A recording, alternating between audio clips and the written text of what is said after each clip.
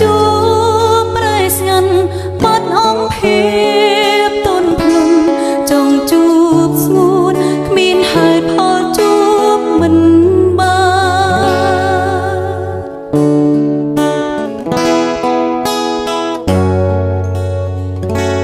ទូរស័ព្ទបងអស់ថ្មខលមិនចូលច្រើនពេកឬក៏ថ្លៃបងរវល់ណាត់នឹងផ្សេងស្នេហ៍ដល់ដល់ផ្លូវនេះបត់ស្ដាំឬបត់ឆ្វេងផ្លូវវង្វេងទៅមុខក៏ទៅមិនដល់បើទូរស័ព្ទអង្គថ្មក៏អាចសាំងថ្ម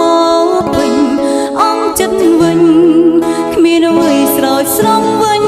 បានតើអស់ចិត្តឬអង្គថ្មចង់បន្តឬបញ្ចប់គួរបញ្ចប់តួនអូនមិនស៊ឺស្អំបងតើអស់ថ្មឬអង្គចិត្តប្រាប់ការពិតដល់អូនផងមិនស្មងត្រង់មកបន្តដើម្បីអ្វី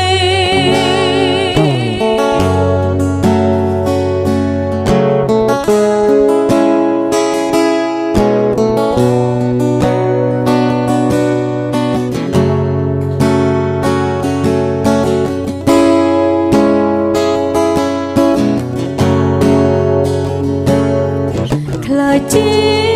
មនុស្សម្នាក់ឡើងជឿជាក់លើស្នេហ៍មនុស្សធ្លាប់បាយព្រួលប្រែខុសពីមុនធ្លាប់តែជួបប្រែស្ងាត់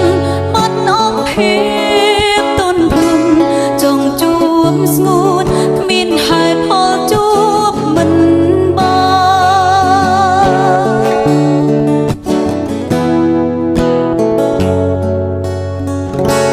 ទូរស័ព្ទបងអង្គថ្មខលមិនចូល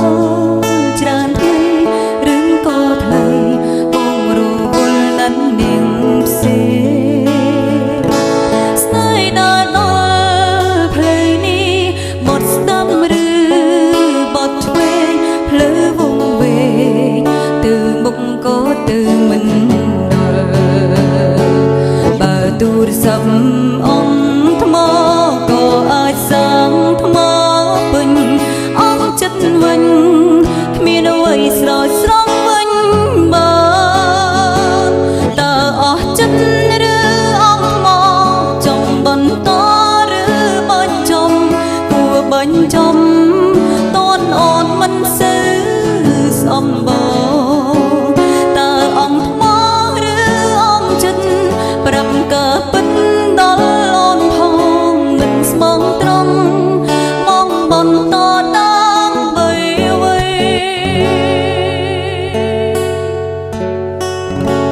តើអស់ចិត្តឬអង្គថ្មចង់បន្តឬបញ្ចប់គួរបញ្ចប់តូនអូនមិនស៊ឺស្អំ